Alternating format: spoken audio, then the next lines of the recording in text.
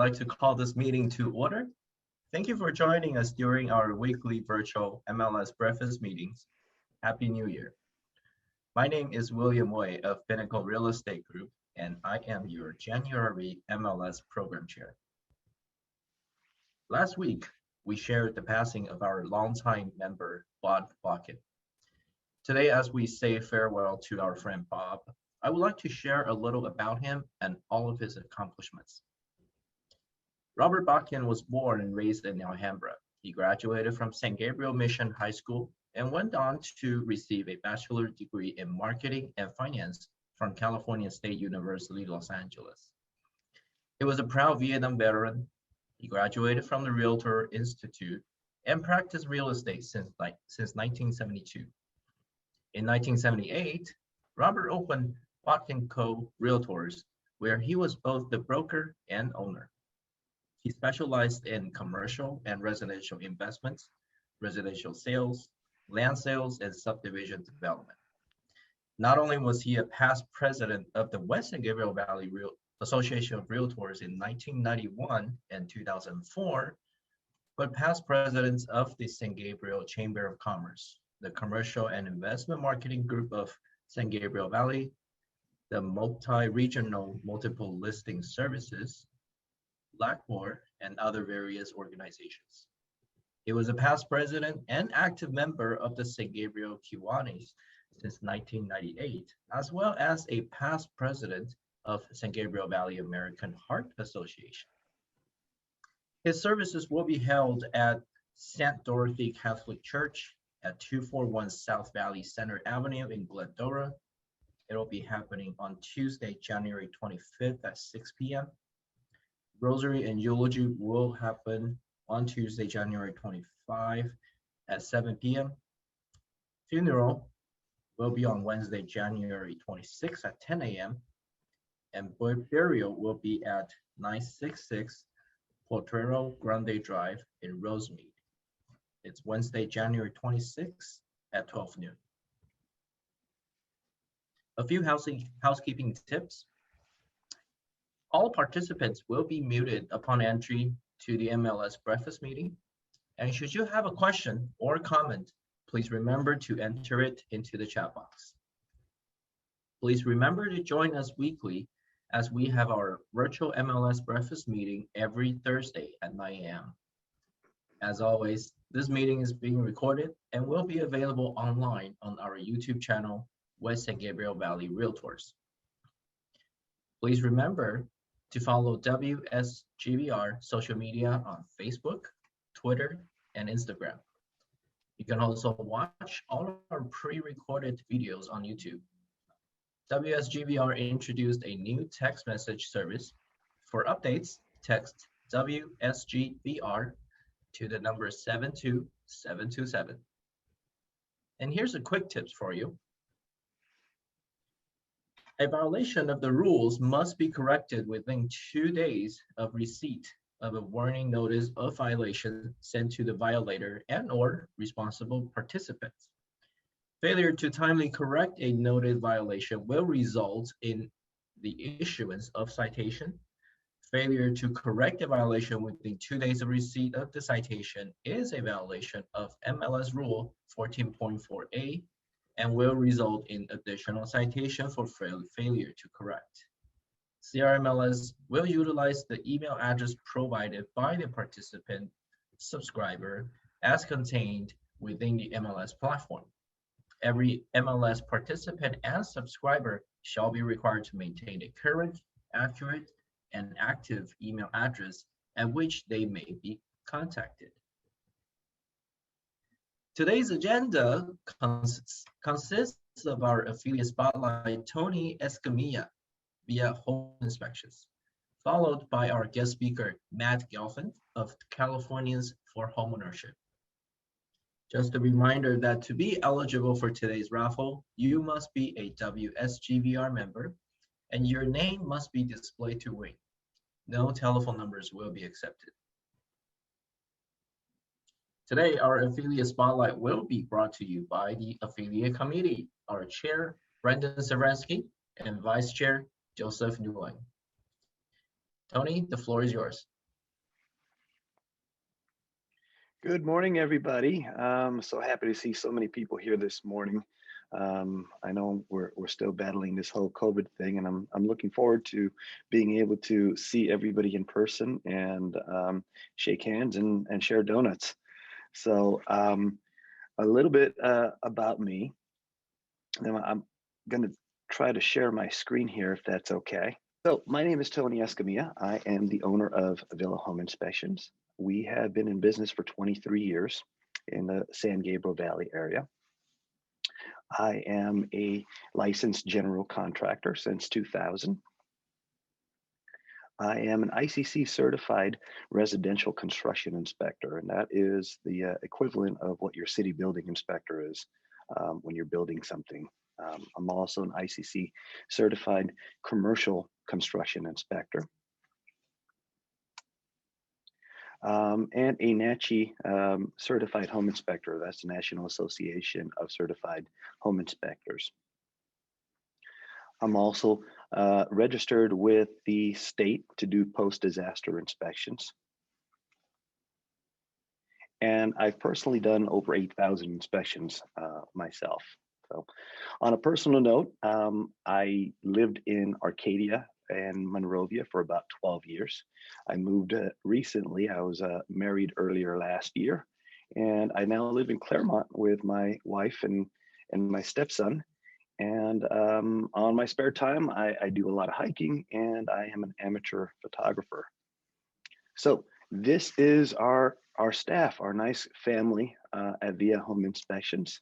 Of course, there's me, my senior inspector, Lauren McClanahan. Some of you may have already met him. He is on his spare time, he is a bodybuilder and fitness guru, and a genuine nice guy all the way around. Joshua, he happens to be my nephew, Joshua Escamilla, great kid. And our newest addition is Tony Gasorn, phenomenal inspector, has a great eye, really good personality. And the person who keeps everything together for us is Sasha. She keeps us from going insane and not missing anything. I can't say enough about her. So we want to be your one-stop shop for all your inspection needs. And so we do single family residential inspections. We do multifamily inspections and commercial property inspections. Our inspections consist of a 1,500 point home inspection, followed up by a digital report, which I'm sure you're all used to with photographs. We also do a repair cost estimate. I don't know if anybody's familiar with repair cost estimate. Basically, this is a third-party vendor, and they take our home inspection report and turn it into an actual repair cost estimate within 24 hours of you receiving your inspection report.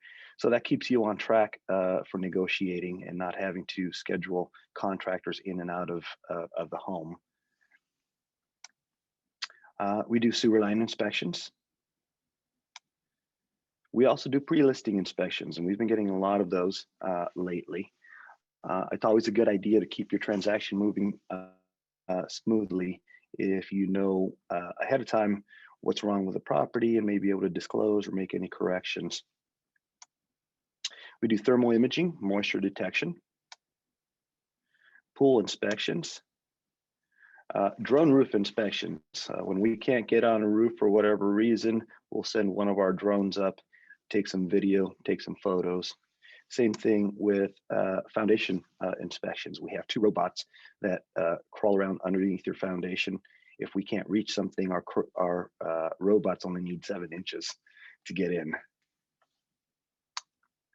And coming up this coming month, we are going to be offering mold inspections. So we're getting everything in place. So like I said, we want to be your one-stop shop. You call one place and schedule everything that you need for home inspections. Our blog, I highly recommend you take a look at our blog. In our blog, we have numerous articles about things that are pertinent for your transactions, like smoke, carbon monoxide alarm locations, water heater requirements, fire separation requirements for garages, and a slew of other things. I just had an email earlier today from a realtor who was asking me about fire separation requirements. And I mean this, even if you're not using me for a home inspection, please don't hesitate to give me a call, drop me a text message. And if you have a question about any property you're looking at, and I get this all the time from realtors, and they'll drop me a photo and say, hey, what do you think of this? And I'll reply as quickly as I can, or you can give me a call. Phone calls are always free. But of course, I'd like to do your home inspection. So here's my contact info. I'd love to work with you, and I hope everybody's having a great week. I know the weather has finally changed a little bit, and it's getting a little colder, and the COVID surge it looks like it's starting to slow down a little bit. So wishing everybody well, and hope to see you soon. Thank you, Tony. We will now have our affiliate introductions for today. Please remember to support our affiliates with your transactions. First, we have Nancy Chan of Lawyers Title. Not sure if she's here. Oh, yes, she is. Sorry. Okay, there we go. I am sorry about the delay. Happy New Year, everybody. I couldn't unmute myself. Nancy Chan, Lawyers Title, 40 years in the industry, and I'm here to help you. Thank you so much, everybody. Thank you, Nancy. Next, please welcome Cosmo Sanchez of New and Funding. Good morning, friends. Good to see everyone. Happy New Year's. I'm Cosmo Sanchez with New AIM Funding. Thank you, Cosmo. Next, we have John Wax of Snap NHD. Good morning, everyone. I missed you guys in person. Happy New Year. If you want your NHDs right on, please call John. My information will be in the chat. Have a wonderful day. Great week. Thank you, John. Next, we have Sandy Franco of First American Home Warranty. Morning, everyone. Sandy Franco, First American Home Warranty. Have a fabulous week. Thank you, Sandy. Next, please welcome Angie Tan of First American Title. William, I don't believe she's here. Okay. Next, we have Judy Chow of AAA Capital Investments. Good morning, and I'm a senior officer at AAA, and I speak Chinese, English. Let me help you pre-approve your buyers. Thank you. Thank you, Judy. Next, we have Mark Wu of Allstate Insurance. Good morning, everybody. Agency owner Mark Wu for your property insurance needs. 5 languages out of our office, servicing the community for over 33 years. Thank you, Mark. Next, we have Teresa Lam of Corinthian Title. She is also missing this morning. All right. Thank you, Billy. We're also happy to include open pitching to our virtual MLS breakfast meeting. Today, we have no listing to be featured. And at this time, I would like to introduce today's speaker, Matt Gelfand of Californians of Homeownership. Matt, he is the in-house litigator for Californians for Homeownership, a nonprofit impact litigation organization founded by the California Association of Realtors. And before leaving to help build the organization, Matt was a litigator in private practice. He has a JD from Harvard Law School and an undergraduate in neuroscience from Brown University. Thanks so much. Can everybody hear me? Yes, we can. Great. Let me try to share my screen. It looks like my screen sharing's disabled for the moment. Oh, now I can do it. All right. You should be able to see my screen. Great. So I'm Matt Gelfand from Californians for Homeownership. As was mentioned, we are a nonprofit organization, a 501c3 organization that was founded by the California Association of Realtors to work to address the housing crisis through legal tools, generally through impact litigation. That means we sue cities and counties and other folks who get in the way of the development of housing or access to housing or transactions involving housing. We are a 501c3, which means we do not engage in lobbying. We are not a lobbying arm of CAR. We don't do any political activities whatsoever. We also are not a private law firm, so we don't provide legal advice to anyone for any purpose, and we don't advise on specific projects. We also don't opine on discretionary decisions. So for example, if a city has the ability to reject a housing development project legally, we will not tell them they should approve the project. That's not the kind of work that we do. CAR and some of the local associations do that kind of work, but we do not. So to give you a sense of some of the kinds of things we do, we recently had a big win in the city of Huntington Beach. The city rejected a medium-sized condominium project there that was across the street from a much larger apartment project. You can imagine that it's important that we get some for sale housing in this high density area of Huntington Beach, not just apartment projects. So it was important for us to support that project, and ultimately the court agreed that the city had violated the law in rejecting that project. We also have been quite instrumental in enforcing the accessory dwelling unit ADU laws across the state of California. We have participated in the ordinance development process in over 200 cities and have gotten policy changes made in most of the cities we've contacted. And we filed a few lawsuits against cities to make sure that they comply with those obligations, including a lawsuit that we recently settled against the city of Whittier.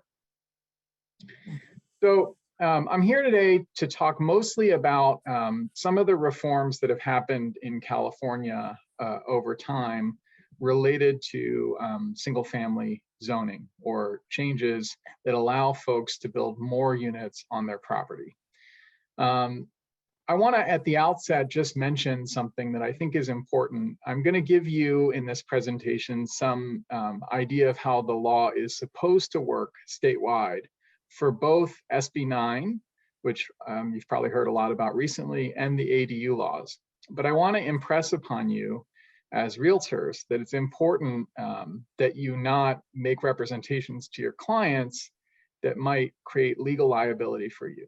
So the best source is always a city or county. It's important that you understand these laws so that you can sort of understand if the city or county might be telling your client something that's not right, so that you can maybe bring that to my organization or address that with the city or county. But it's important that you not tell your clients what they can and cannot do with property they're buying or property they're selling. It's a very risky thing to do, and understand that cities and counties often will not comply with the law, and you should tell your clients that as well. So to sort of set the framework, there have been two major sets of reforms to zoning at the single family level in California over the last few years. One is the ADU reforms, which a lot of you are probably very familiar with. And those really kicked off, the modern version of that kicked off in 2016, and then those became effective in 2017. But the law was quite weak at that time. And then cities and counties introduced a lot of limitations to those local limitations to the building of ADUs. And in 2019, effective 2020, we got a whole new round of ADU reforms that explained much more specifically what cities and counties can and cannot require for ADUs. For SB9, we're just at the outset. So we're just at this first phase where there's some general legal framework, but not a lot of specifics about what cities and counties can and cannot do. And we'll see over the next few years whether cities and counties respond in a way that the legislature is unhappy about, and the legislature could then more severely restrict those cities and counties from setting those limitations. So what I want you to come away with this understanding is, for the most part, cities and counties can right now get away with limiting SB9 projects. So in most cases, people are still going to be building ADUs, not SB9 projects. So I'm going to give you fairly quickly, because I don't want to take up too much time with it, an idea of how the ADU laws work. But there's a lot more detail out there, and I'm happy to answer any specific questions. I'm also happy to answer any questions you have offline. And there's a lot of materials out there that explain these things in more detail. But in general, an ADU is a self-contained housing unit with fully permanent provisions for living, sleeping, eating, cooking, and sanitation. That means it's a real apartment-style housing unit. It can be internal to a main dwelling. It could be attached or detached. There's something out there called JADUs. They're fairly uncommon. Most people would not choose to build them. But they are smaller than 500 square feet. They can share a bathroom with the main dwelling, and they require, in some cases, owner occupancy. So the way the ADU laws work is there's a state law, and then cities and counties can set their own laws. If a city and or county had adopted a law before 2020, it's probably invalid. So generally, you're looking at state law unless the city or county has adopted its own ordinance more recently. All ADUs are subject to approval within 60 days. Most cities violate that rule, and there's almost no way to catch the violators or deal with them. So in general, that rule is aspirational, but most ADUs do get approved within a half a year or a year. There's no public hearing. You're not allowed to have a public hearing on ADUs. It can't be taken to the Planning Commission or the City Council. The review is only on objective criteria, so not things like neighborhood compatibility, but more specific things like the front door has to face in a certain way. And an ADU is consistent with zoning, so you automatically comply with zoning if you're building an ADU. There's a bunch of reduced fees and other features that apply for ADUs to incentivize them. Most importantly on this list is probably there is no owner occupancy requirement for ADUs, so cities and counties can't require the owner to occupy the property, and a single family HOA has to allow folks within the HOA to build ADUs. And the fees are significantly reduced for ADUs as well. Certain kinds of ADUs get approved, are required to be approved no matter what. That's things like a detached ADU under 800 square feet or an ADU with an existing space. You can also build ADUs as part of multifamily properties, and those are subject to automatic approval. So a city or county cannot impose obnoxious design guidelines designed to keep you from getting these ADUs approved. Basically, they have to approve them. For other kinds of ADUs, cities and counties can impose some requirements, but they're sharply limited in the kinds of requirements that they can impose. For example, they can't require side or rear setbacks more than 4 feet. In most cases, they can't require parking requirements, for example. FAR and similar rules, things like lot coverage requirements are limited so that they don't bring an ADU down to less than 800 square feet as well. SB9 is a very different legal regime, and as much as folks have probably heard a lot about it, and there have been a lot of concerns, it's actually a very, very limited law. So it allows two kinds of projects. One, it allows ministerial 2-unit projects. Usually that's going to look like a duplex on a single family lot. In most cases, you could already do that with the ADU laws. And in fact, you could probably do something bigger with the ADU laws, but you would have to go in for a discretionary hearing in the Planning Commission for the main dwelling. Here, you may be able to go in and avoid a hearing completely if you're going to build 2 units under 800 feet. So if you build a 1,600 square foot duplex, you could do it without a hearing. it's going to be really hard for most folks to justify doing this kind of project. The more interesting kind of project, especially for realtors, is the urban lot split concept, which will allow you, the homeowner, if the lot is configurable, to split the lot into 2 legal lots of at least 1,200 square feet each. The lots have to be roughly equal size, and you can combine this with the other kind of project to build a total of 4 units on an existing single family lot. If you do that, you can never build an ADU on those lots. The reason this is very attractive as a business opportunity in some areas is that this is the first time new for sale housing can be created in a lot of single family neighborhoods. However, there are a lot of restrictions and limitations, including exclusions for historic sites, wetlands, farmland, fire areas, earthquake faults, flood areas, conservation easements, and protected habitat. It only applies within single family zones. There's tenant protection rules that make it harder to do these kind of projects if there has been a tenant in the property in the last few years. You have to do an owner occupancy affidavit if you're going to do the lot split. All of these requirements taken together mean that, at least at the moment, it's quite limited what lots you can do these projects on. But on the right lot, it's a great opportunity for a homeowner to actually take off, for example, a large backyard that abuts an alley and actually sell that to someone else.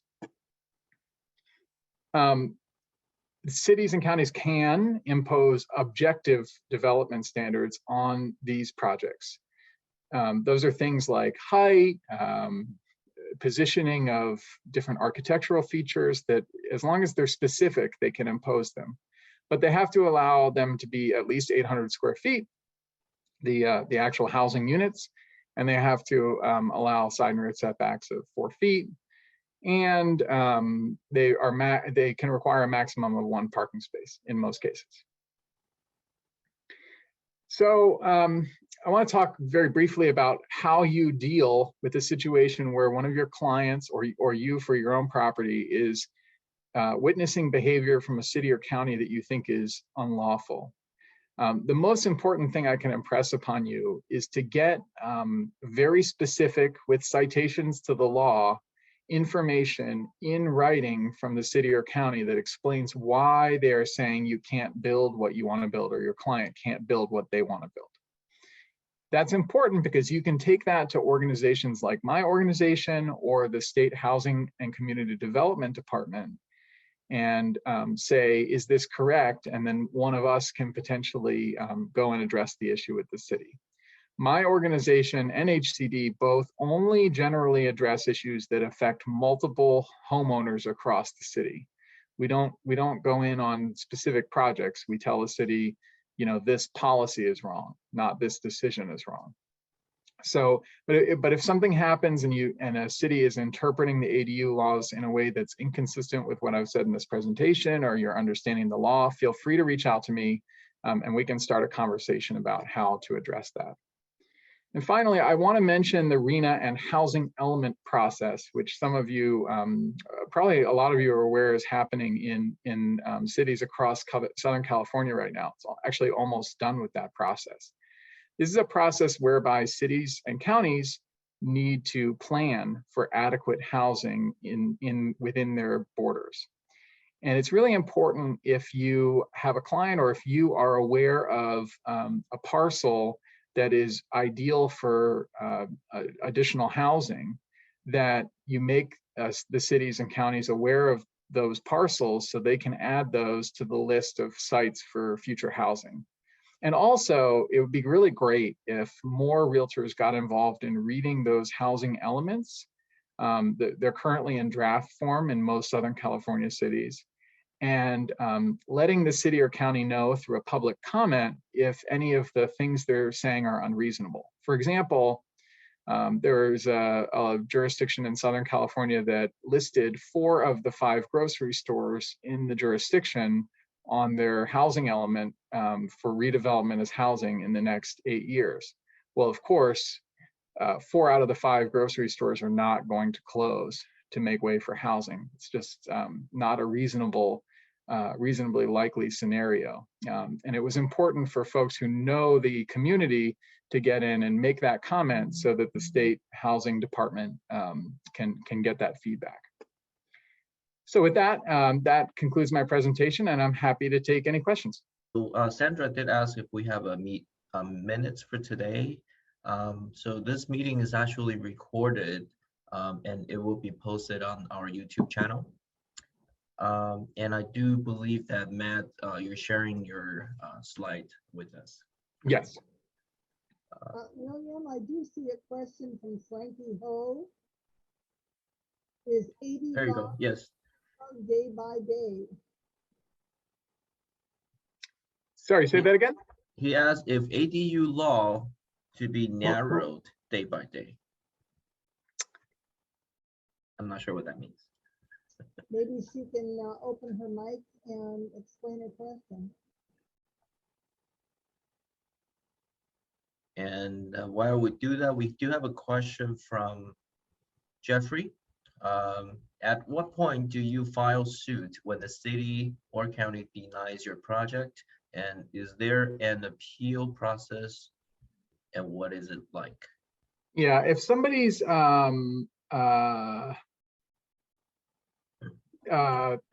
project is looking like it's going to get denied, if those are the signals that you're getting from a city, it's very important to spend, if you think you may end up in litigation, it's very important to spend a little bit of money on hiring a land use lawyer to get all your ducks in the row so that at the time the project is denied, you have everything in writing and you could then file a lawsuit.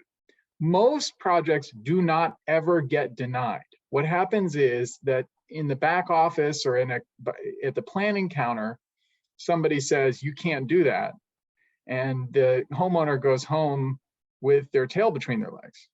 They never submit the project. And in fact, in some cities, it can be quite hard to get the city to actually deny the project because they know that that creates a litigation risk. So instead they'll drag their feet or ask you for corrections.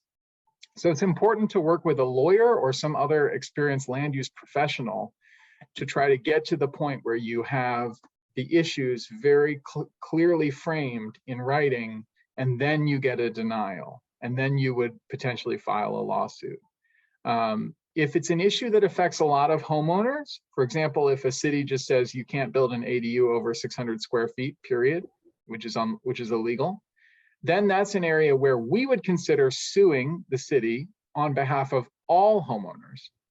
And then if that ends up with a positive ruling, presumably you could come after that happens and apply for your project. But if it's something that affects only your project, really the solution is to hire a lawyer. Thank you. I think Frankie meant that is ADU law going to be harder and harder every day? No, I expect that all of these aspects of just reading the tea leaves, all of these aspects of law, these legal provisions are likely to get more permissive over time, meaning you can build more stuff. However, there is a little bit of a backlash. Some of you may be aware that there's a potential ballot measure to get rid of some of these laws. So it's always possible the legislature will step things back a little bit. But at the moment, things are getting easier, not harder over time. Thank you. And question from Arthur.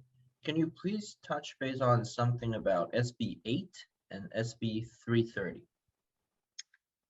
Sure. So SB 330 is a law that restricts various kinds of behavior on the part of cities and counties. Among other things, it says that cities cannot downzone at the moment, that they're barred from lowering the number of housing units that are allowed on a particular lot. It limits projects to only having 5 hearings. They can't require more than 5 hearings. There's a whole bunch of legal provisions in there that make it a lot harder to reject housing, and SB8 is similar. Thank you. And question from Sandra. Previously, cities had requirements on lot size and setbacks, and they were ridiculous. Has this been done away with? Yeah, for ADUs, yes. For ADU projects, yes. For single family home projects, if you're just building a single family home project, no, the state has not done that. However, with SB9, you can now avoid some of those requirements just by building an SB9 project, which is a 2-unit project at once. So if you have an empty lot, you could potentially build an SB9 project and ignore some of those local requirements. And you can always ignore, for ADUs, you can always ignore lot size. There's no such thing as a minimum lot size for ADUs. And you can ignore side and rear setbacks that are greater than 4 feet. So if they have a 10-foot, that's very common to have a 10-foot side setback, which they can impose on your main home, but then you could do an attached ADU and build to 4 feet. Thank you. We do have a few more questions, and I hope we can get to everyone, but if not, Matt's email is on the screen. Nancy said if the city doesn't allow to build ADU, only allow to build addition to the house and then change to ADU later. Yeah, that's illegal. It's illegal not to let people build ADUs as a general matter. However, in some places, like for fee reasons, for example, you want to work with an ADU developer to figure this out, but it may make sense sometimes to build an addition. For example, if a city allows you to build an addition up to 2 feet from the lot line, but they only allowed you to build an ADU up to 4 feet, you could build the addition and then convert it. But it can be quite expensive because you have to have multiple drawings drawn up, because the city generally won't let you put a kitchen in an addition, for example. Most cities don't let you do that. And you need a kitchen in the ADU. So if you're going to do something like that, you often have to do something and then essentially rip it up and do it again. And that's rarely going to make sense, but sometimes it will. So that's what you need to work with a ADU design firm or somebody experienced with ADUs that can work with you. And Catalina asked, AB9 available to R2 zone? SB9 is not available in any zones other than a single family zone. The basic thing the legislature decided was if you can build a 2-unit project in the zone already, then you should just do what the city is asking you to do. And can we take advantage of SB9 before city adoption? Yes, SB9 is available now. And in fact, it's more permissive before the city has adopted their own law. Okay, and how do you define urban area? Anywhere that anybody is thinking about is urban. So suburban areas are urban. Urban means there's a good number of people in a particular area, which describes basically our entire region. The only exception is like rural areas, areas where there's not a lot of people. And what is the size of lot limit to build ADU? None. Any lot can build an ADU.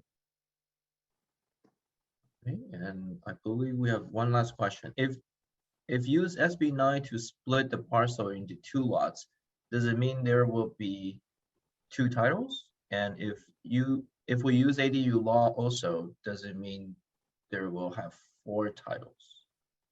So ADUs do not create separate for sale lots. SB9 does. So when you use SB9, you create two lots that have separate title. if you use the SB9 provision to make a duplex, or you use ADU law, that doesn't create new title. The only thing that creates new title is the lot split provision in SB9. Thank you. Alice asked if you can recommend a land use attorney familiar in our area. I don't know if you do that. I don't. The only land use attorneys I have contact with are people who really represent developers of much larger projects. But if you reach out to me offline, especially if you have a particular thing in mind, I can see if I can find anybody that I know of, or I can talk to some other folks and see if anybody knows of any. And last question, how do you address the issues of slow process of permitting approval, particularly LA County? It's incredibly difficult. Especially in the COVID context, cities just say, COVID is making it really hard, so we can't get to your application yet. And you could sue, but at the end of the day, the judges are probably going to be sympathetic to the cities most of the time. Technically, if a city waits longer than 60 days to approve your ADU is automatically approved.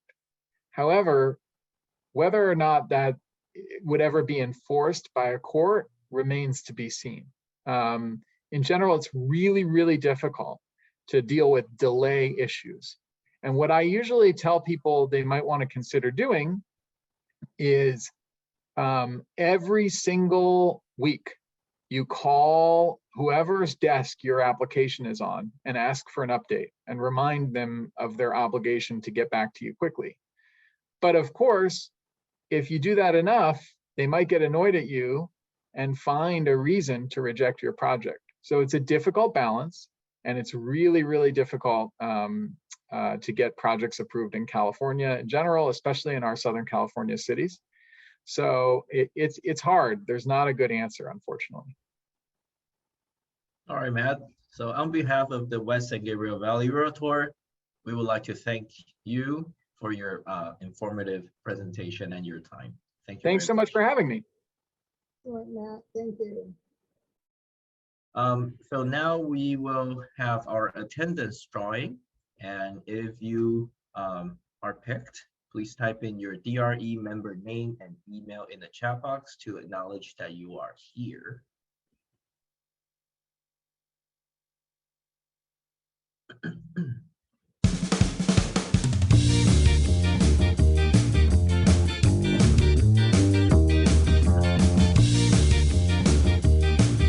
Nice try, Carlos. First, we have Cindy Chan. Cindy Chan, if you are here, please type your DRE member name and email. I don't think Cindy is here. Awesome. All right, I that's think Cindy's here. one.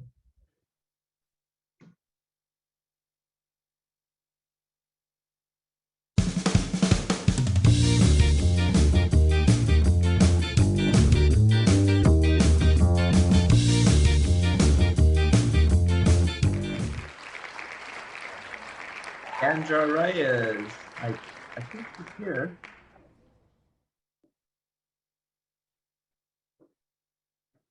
Andra?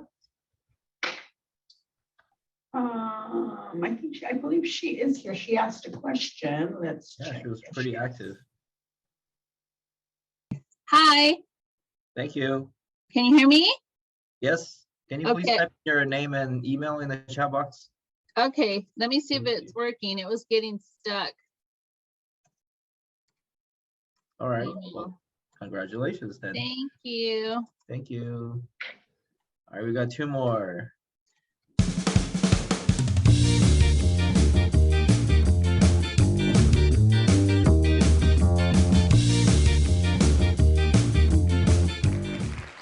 We have Karen Chen. Thank you, Sandra. And then Karen, if you're here, please acknowledge it in the chat box. If you're not, I would love to move on. I believe she is here. Yes. Then Karen. Sorry, Karen. Karen.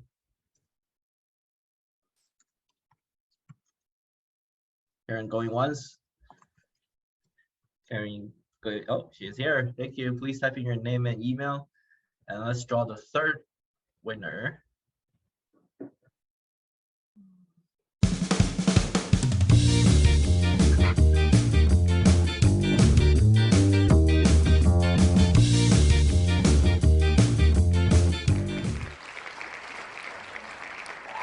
Catherine Ho. Catherine, if you're here, please acknowledge in the chat box. I don't believe Catherine is here. All right, let's move on.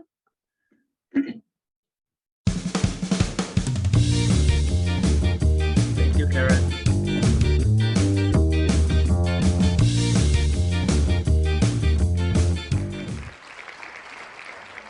All right, we have Mei Chun Shen. Mei Chun. Mei Chun is here. Mei Chun, please type in your name and email. Mei Chun going once. Yes, Thank you. yes, I'm Is that here. Mei Chun? Awesome, congratulations. Please type in your name and email in the chat box. Okay, All right. And so please make sure to also participate in our education classes. And here are a list of upcoming classes displayed on your screen. First, we will have a virtual Zip Form Plus training. It is happening Monday, January 24th at 9:30 a.m. It's free. We also have top 10 pitfalls of real estate transactions happening on Tuesday, January 25th from 11 to 12. We also have 45-hour DRE license renewal continuing education happening Friday, January 28th from 9:30 to 12:30. The cost is $85 for this class. We also have CRMLS virtual training, Searching 101. It's happening Wednesday, February 2nd from 9 a.m. to 10 a.m. It is free. February 2nd. And next, please. All right. So thank you everyone for joining our meeting today. And please join us next week when we welcome our affiliate lender panel, and their topic will be the 2022 lending update. Reminder that our MLS breakfast meeting will remain virtual for January and until further notice. Please also remember to support our affiliates with all of your transactions. This meeting is now adjourned. This is a new day, so go out and get them.